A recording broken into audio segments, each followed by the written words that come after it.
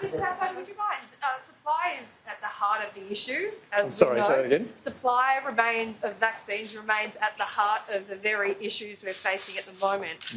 Pfizer in short supply. Are we seeing a problem here that 3-week timeline between first and second jabs are being blown out because of that supply issue? Have you got any data on that? Certainly the lack of supply, lack of certainty of supply going forward is causing us massive concern. I think it's safe to say that if we had had the supply that we wanted and we like or would have wanted, we wouldn't now be in this situation here in New South Wales. Simple fact is that, New South Wales Health have done an incredible job, as have the GPs. They've all wanted to do more. I think tomorrow New South Wales Health will have administered 1 million vaccinations.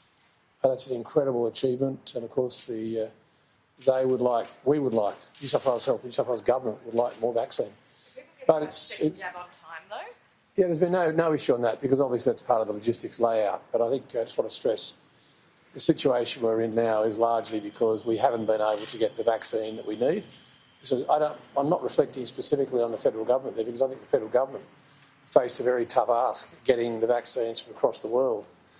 Every country in the world wants vaccine. And of course, we're hearing that some of the vaccines produced in one particular country, and possibly two, aren't really up to the task as well. So we're in a one-of-one-a-year pandemic. We've got to accept these challenges are upon us.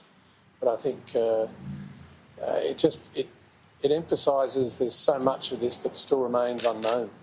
But yeah, look, at this stage, all I can say is we're doing our best to try and get as much vaccine as possible, get it into arms as quickly as possible, and until we do, we face these risks. I just want to emphasise too, listening to Dr Chant talking about the issues with the community, particularly in southwest Sydney, but more broadly, governments can only do so much. At the end of the day, it is about community and individual responsibility. People have to actually recognise that this is a very dangerous period in the world and a very dangerous period here with this challenge of a lack of vaccine. And we need to all take individual responsibility. Listen to the messages from the Chief Health Officer. It's not just Kerry Chant. Some of you who come to these press conferences, I think it's Dr Chant's just it. No, it's not. It's an entire public health team that are working right across New South Wales. I watch Dr Chant in the morning, from early in the morning till sometimes midnight, 1 o'clock in the morning, taking and making calls to teams right across New South Wales. It's a tough, tough job.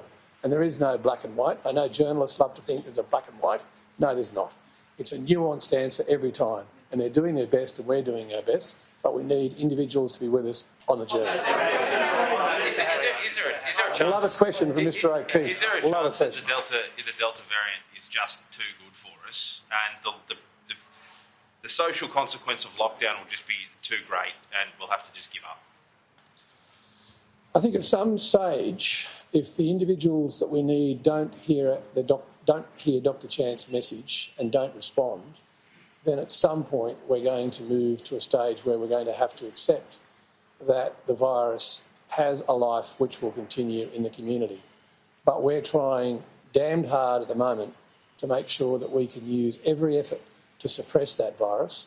And right now is a critical time. We've used that expression a number of times, but I can't tell you, as Health Minister, just how critical it is at the moment, particularly for the community in southwest Sydney, Canterbury-Bankstown, Fairfield and Liverpool, to understand that your actions, your individual actions, may well determine the future of this virus in our community. Please listen. Hang on a sec. I love your enthusiasm, but I'm actually just going to listen to one person at a time.